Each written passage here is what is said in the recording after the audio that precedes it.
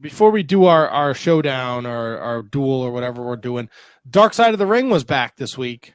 Oh, yeah. Chris and Tammy, did you guys get a chance to watch this? Oh, yes. yeah. Yes, I made it. Yeah, that was appointment television for me.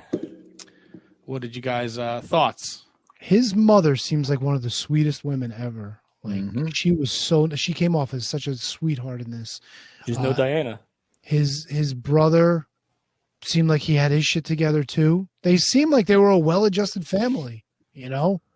So Tony, let me ask you this, because I somehow, like, Twitter wrestling universe, I saw a dark match that had Balls Mahoney and Axel Rotten versus Damian Adams and Johnny Candido. Johnny Candido was a worker as well? Yep. Okay, Yeah. I did not know that. Yeah. Of course, didn't have the career that his brother did, but yeah, he did. So that was what I took out of the show, is like that was the most depressing part. Chris Candido's life. And I thought you were going to say his brother was a worker. Oh yeah, that too. Yeah, that was horrifying. That wasn't even depressing. That was horrifying. But like, I mean, but it came down to what his brother said. He's like, we got to go. He's like, I love her, dude. Like, that was it, bro. It was fucking. He was hardcore in love with this girl, you know. Horrible. Man, love is fucking tough, man. Horrible. The worst part is just reliving the story again when he had the surgery and then he flew and he wound up with the blood clot. That out of everything was the heartbreak. I couldn't watch it.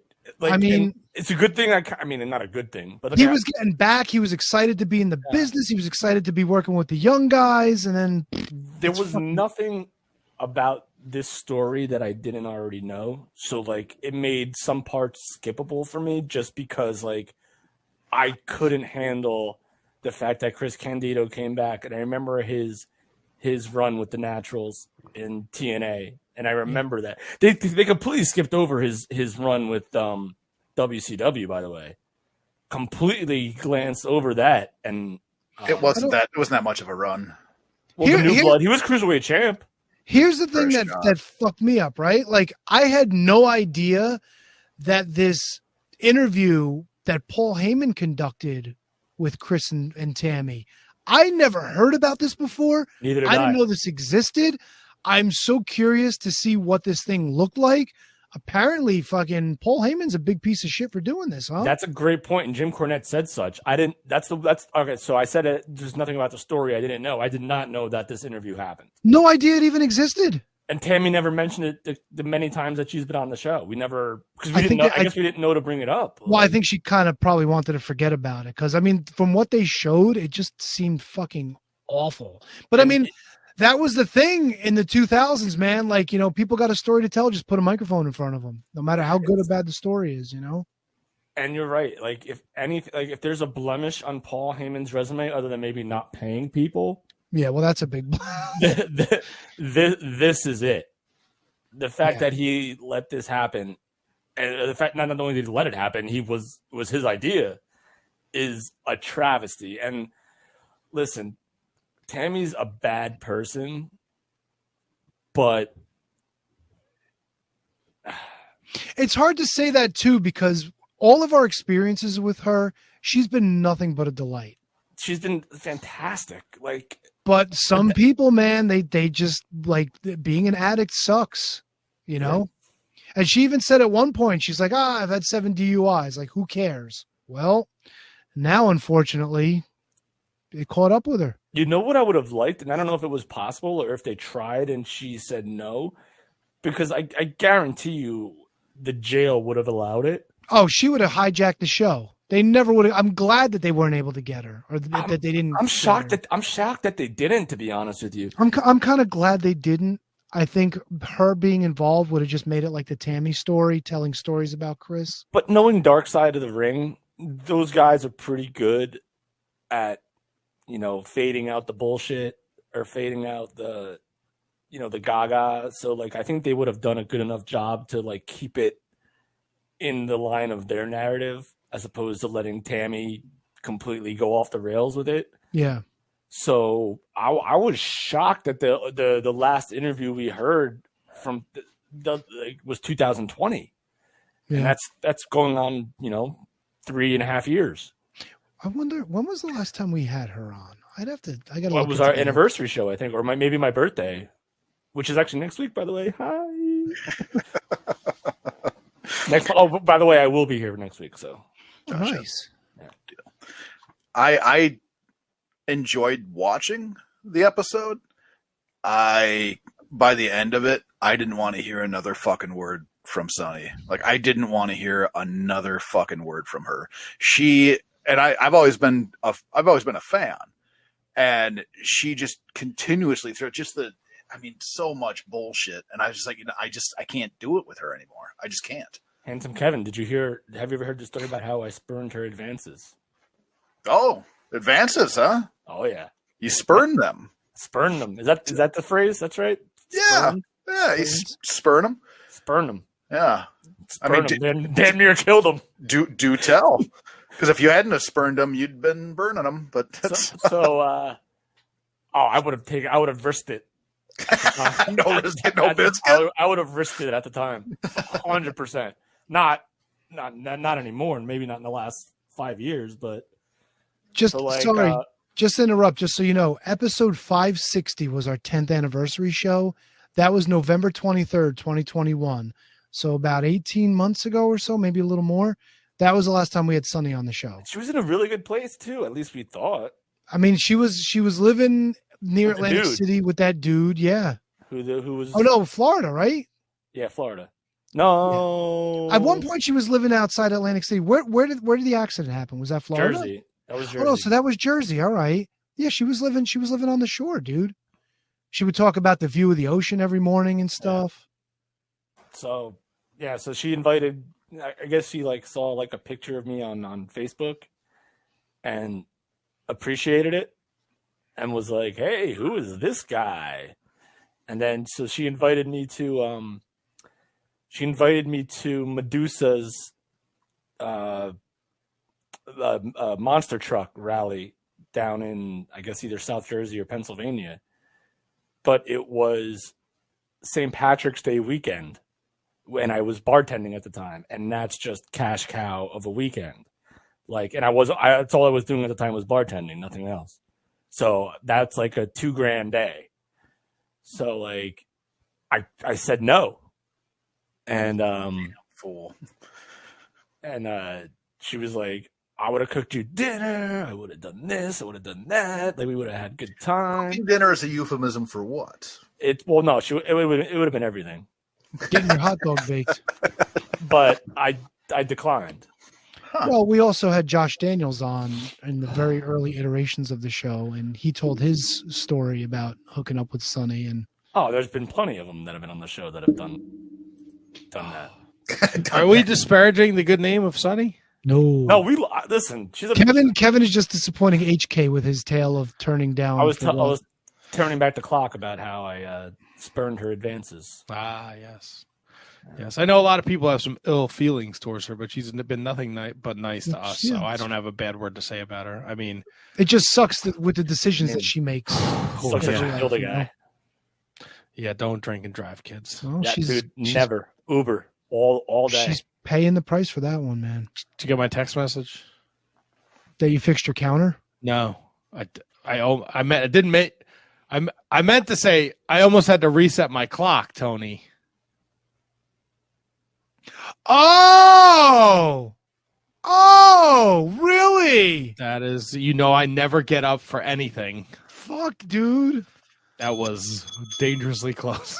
Wow. Wow. A moment on the show, dude. I was making some facials talking New Japan. I had the bubble guts, and then it was time, man. Woo, almost shit my pants. Almost. Wow. Coming out of that Dark Side of the Ring episode, I had texted you guys because I had a thought and I just wanted to run it by you guys.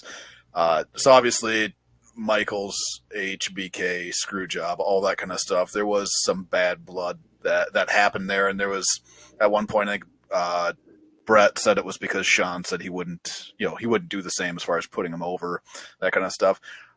At the time, though, wasn't Sunny also? She was plowing HBK, correct? Yes. And friends with the hitman, correct? Right, and then HBK had implied about Sunny Days. Right, but I'm talking prior to the Sunny Days. They already had their bad blood backstage. Does she factor into that in any way at all? Because I could absolutely see her spinning the bullshit one way or the other between two of them. See, I don't know necessarily, because then what does she get out of that? If anything, She gets attention. Yeah, but From the two top guys. But she was very shrewd. I don't know if she would pit one against the other, because then where does that leave her?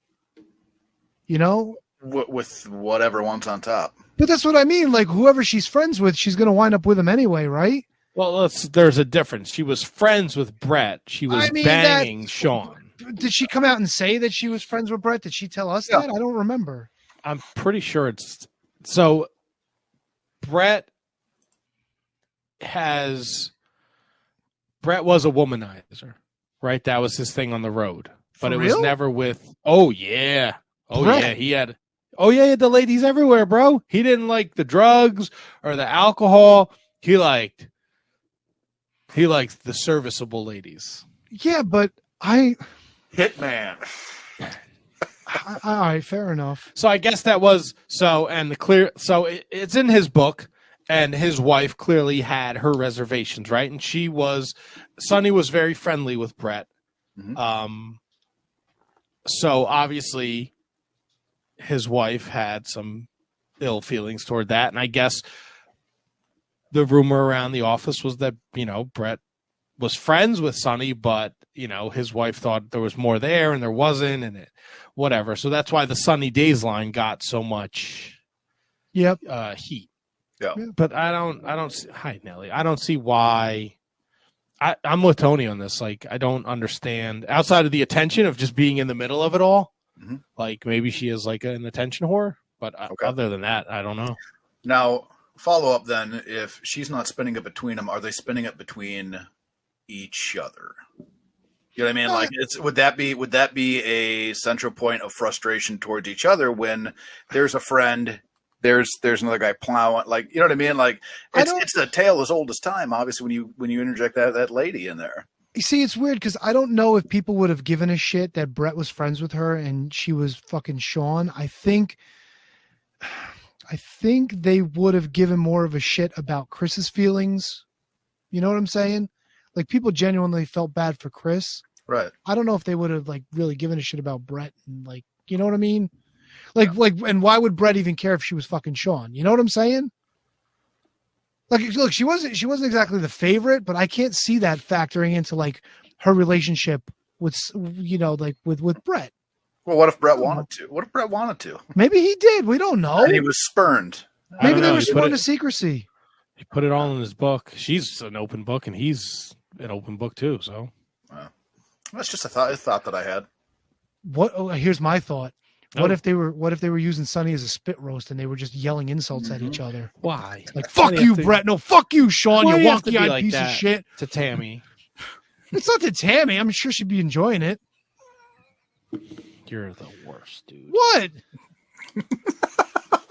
Why do you have to go? What? Why do you have to take it that route?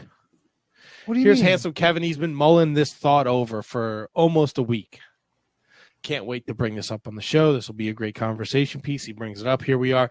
Here comes fucking Howard Stern Tony doing the Die Hard. You ever think they fucking Die Hard, motherfucker? You ever think they tried to throw bombs while they were pattering the Eiffel Tower? You think they had the Fink in the ring doing the play-by-play? Now, coming in Sonny! Wow!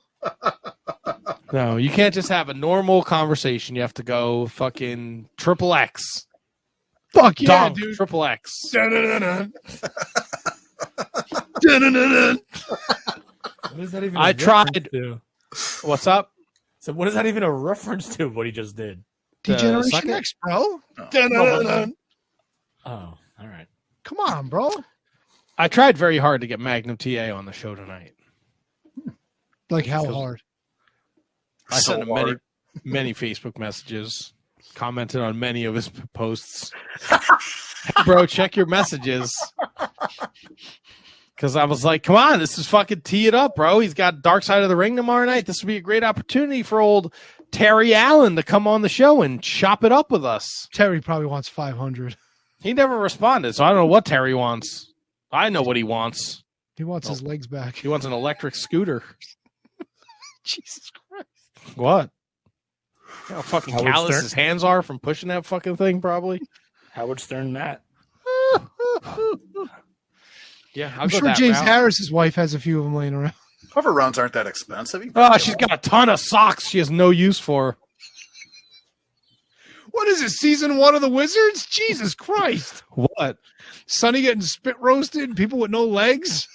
I mean, He had come no, on. first of all, he had no feet. He had legs. Well, no, I think they took it from the knee down, didn't they? They don't just lop feet off. They usually start at like the knee. Well, they take feet off. Yeah, they'll take a foot off. Kerry Von Erich didn't have a foot. Yeah, I guess that's true. What did I see today? Kerry Von Erich was in a movie. Footloose. I was waiting for it. I didn't want to pull the trigger on it. No. It's like a jail scene. He's next to like... He was in fucking Problem Child. He was a prisoner in Problem Child. Prisoner number 2. Problem Child, the Von Erich story. Yeah. Oh, fucking! I knew I saw something weird today. Did you also know? There you go. Fun facts. Yeah. Fun fact. Matt, take us over the top. The reason why Steve Austin didn't want to take the Owen Hart style pile driver is because Steve Austin did the same pile driver to Masahiro Chono in 1995 and broke his neck, but he didn't know he broke Chono's neck until like 10 years ago. Like Chono kayfabed it. He didn't show no. Chono. He dropped Joe, it on his yes. head. No, I knew the Chono footage. I had no idea that he didn't know about it. Yeah, he didn't know. If he didn't know about it until 10 years ago, He didn't, because he knew he hurt him. He didn't know he broke his neck. They kayfabed him on it. Wow, why would they do that? Japan, man, I don't fucking know. They wanted strong style. Yeah. Maybe they didn't want him to like think differently or change his style or something like that. That's crazy. Right? Yeah, but then we would have had awesome stories of Steve Austin visiting Chono in the hospital with like gift baskets and stuff. Oh, I'm sorry for breaking your neck, kid. Here, have some raw horse meat. It's on me. Austin comes in. He's got raw horse meat. He's got a Riberia jacket. A Riberia jacket. Riberia, I don't know. Right, What the fuck's Riberia? Is that next to Apostle or whatever the fuck you said before? It's in the Iberian Peninsula.